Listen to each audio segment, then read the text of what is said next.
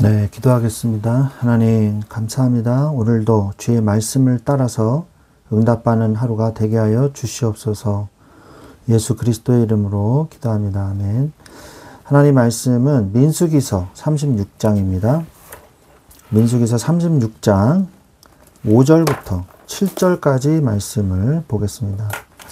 민수기서 36장 5절부터 7절까지 말씀 보겠습니다. 모세가 여호와의 말씀으로 이스라엘 자손에게 명령하여 이르되 요셉 자손 지파의 말이 옳도다. 슬로브앗의 딸들에게 대한 여호와의 명령이 이러하니라. 이르시되 슬로브앗의 딸들은 마음대로 시집 가려니와 오직 그 조상 지파의 종족에게로만 시집 갈지니 그리하면 이스라엘 자손의 기업이 이 지파에서 저 지파로 옮기지 않고 이스라엘 자손이 다 각기 조상 지파의 기업을 지킬 것이니라 하셨나니. 아멘. 네. 신명기 36장은 민수기의 마지막 장입니다. 그래서 36장을 끝으로 이제 신명기 말씀으로 넘어가게 되죠. 신명기는 새로운 세대에게 주는 하나님 말씀이죠. 그래서 마지막으로 하나님 민수기 36장에서는 앞서서 슬로브앗의 딸들에 대해서 말씀하신 내용이 나오죠. 인구조사가 25장에서 이루어지고 26장에서 두 번째 인구조사가 이루어지고 27장에서 슬로브앗의 딸들에 대한 이야기가 나옵니다. 그래서 우리가 형제가 없으니 우리에게 이 땅을 주십시오라고 이야기를 하죠. 인구조사에는 이제 20세 이상의 남자만 인구조사를 했으니까요. 그래서 가까운 친자에게 또는 가족에게 주어라. 하나님께서 그렇게 말씀하셨죠. 그런데 이번에는 그 슬로브앗의 딸들에 대한 이 하나님의 판결에 대해서 므낫세의 지파에서 다시 한번 송사가 들어옵니다. 어떤 것이 들어왔냐.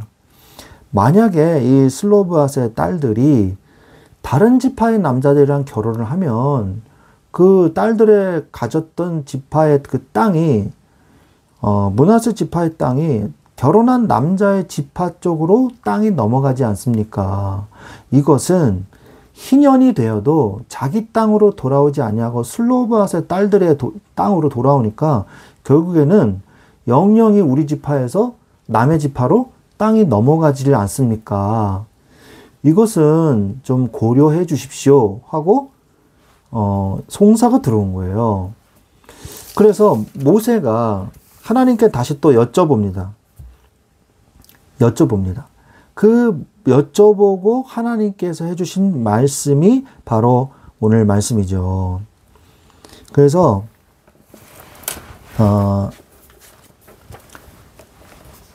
하나님도 이것이 옳다고 말씀을 그 송사한 내용을 하나님도 옳다고 받아들이십니다. 받아들이시고 오늘 말씀하신 대로 판결에 이 다른 지파에 시집가면 땅을 다른 지파에 주게 된다는 것이 맞다. 그러므로 자신들의 지파 안에서만 결혼을 해야 한다. 자유롭게 결혼을 하되 지파 안에서만 결혼을 해라 라는 규례를 만드는 내용이 여기에 나오는 것입니다. 자, 그래서 여러분들이 슬로브앗의 딸들에서 우리가 받아야 될 응답이 뭐라고 말씀하셨어요? 하나님께서 주신 이 미션을 실행하고 구체화하라. 그래서 수정 보완하라 라고 말을 했죠. 그래서 인구조사에서 이 구체적인 부분이 수정 보완됐잖아요. 그죠? 26장, 27장에서. 그러면 그것에 대해서 또 더 구체적인 다른 응답이 또 오는 거예요. 이렇게. 그래서 우리가 미션이 이렇게 있으면요. 그 미션에 대해서 실행을 하려고 그래요. 그리고 실행하려고 그러면 거기에 수정 보완해야 될 게 실행할 때만 보여집니다. 그러면 그것을 실행하죠. 그럼 그 응답에서 또 다른 응답이 오는 거예요. 그러니까 갑자기 건너뛰어서 응답이 확 오는 것이 아니고요. 거기에 대한 다음 응답, 또 그 다음 응답에 대한 그 다음의 응답. 이렇게 연결이 된다는 거예요. 그래서 뭐가 있다? 흐름이 있다. 응답의 흐름이 있다. 그래서 슬로브핫의 딸들에 대한 응답이 그 다음의 응답으로 이어지는 것을 우리가 볼 수가 있는 것이죠. 그래서 지파 안에서만 결혼해라 라고 얘기를 합니다. 그래서 이들이요, 이 딸들이요, 이것을 좋게 받아들여서 명령하신 대로 행해요.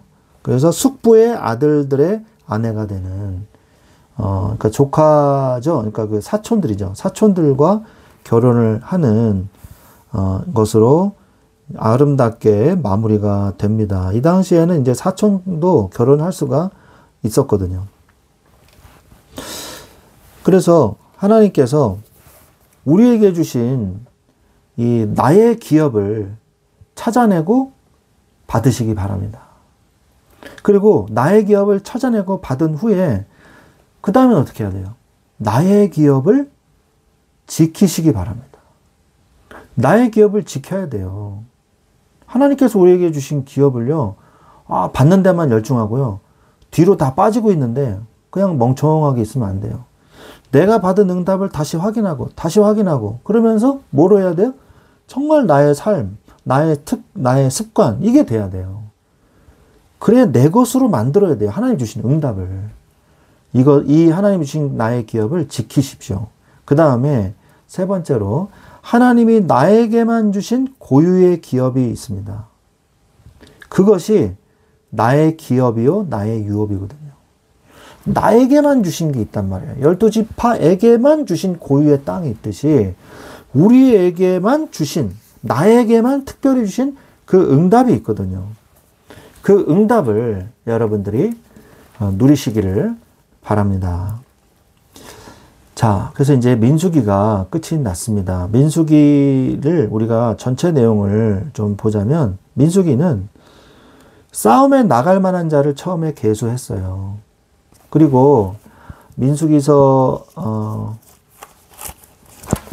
26장이죠. 26장에서는 드디어 가나안 땅 동편 땅에 다다라서는 두 번째 인구조사를 합니다. 그 인구조사는 왜 했냐? 바로 기업을 얻을 땅을 분배하기 위해서 인구조사를 하는 것이죠. 하나님께서는 주신다고 약속하신 것은 주십니다. 그렇기 위해서 구체적인 응답을 위해 하나님은 민수기서를 허락을 하신 거예요. 민수기서는 축복의 책입니다. 하나님께서 우리를 구체적으로 축복하기 위한 과정이거든요. 그 과정 속에서 뭐만 안 하면 된다? 불신앙만 안 하면 되는 것입니다. 민수기에서 여러 가지 사건이 있었어요. 많은 사람이 죽기도 하고, 많은 사람이 재앙으로 죽고, 전쟁으로 죽기도 하고, 그리고 전염병으로 제일 많이 죽었죠. 14,700명에다가 24,000명까지 더하면은 뭐 3만 명이 넘게, 3만 5천 명이 넘게 죽지 않았습니까? 이 많은 사람들이요, 이 광야에서 죽었어요. 그리고 41곳에서 진영을 치고 있었어요. 어떤 곳에서는 1년 넘게 있기도 하고, 또 어떤 곳에는 바로 이동도 하고, 이제 그러기도 하고, 그러면서 뭘 배웠냐, 이들은. 오직 하나님을 바라봐야만 광야에서 살아남을 수 있구나. 이것을 배운 것입니다. 선민 공동체인 이스라엘 백성이요, 광야 생활이 어려웠지만 누구보다도 하나님의 은혜 속에서 이 광야 생활을 했다는 것을 우리는 잊지 말아야 됩니다. 하나님이 주신 계명과 그 율법이 아니었다면요, 이스라엘 민족은 가나안 땅 근처에도 가보지도 못하고 다 죽었을 거예요. 다 타락해버렸고 다 멸망했을 겁니다. 그러나 하나님이 함께 하셨고, 구름기둥 불기둥으로, 그리고 언약궤로 그 중심을 잡아주셨고, 그리고 율법으로 그들을 테두리를 만들어서 보호해 주시고, 그리고 그것에 대해서 엄하게 경계하사 보존해 주셨다는 거래요. 보존해 주셨다는 말이에요. 하나님의 은혜가 아닐 수 없는 것입니다. 우리는 이 민수기의 응답을 통해서 나는 이 삶의 광야 같은 이 인생의 여정 속에서 무엇을 바라봐야만 할 것인가? 그게 결론이에요. 뭐냐?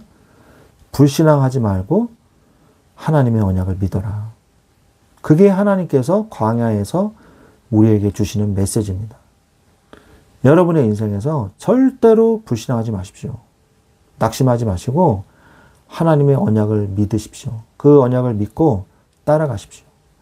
그 언약을 믿고 따라가는 자에게 하나님께서 가나안 땅 정복에 구체적인 응답을 더하여 주실 줄로 믿습니다. 이러한 축복을 누리시기를 주 예수 그리스도의 이름으로 축원합니다. 기도하겠습니다. 하나님 감사합니다. 오늘 우리에게 주의 말씀을 주시고 우리를 말씀으로 인도해 주신 것 감사를 드립니다. 하루하루를 놓치지 않게 하여 주옵소서. 매일매일의 삶 속에서 주의 말씀이 나를 이끌어 가심을 체험하고 누리며 그 속에서 연속된 응답의 흐름 속에 있게 하여 주시옵소서. 하나님께 감사를 드리며 우리 주 예수 그리스도의 이름으로 기도드렸사옵나이다. 아멘.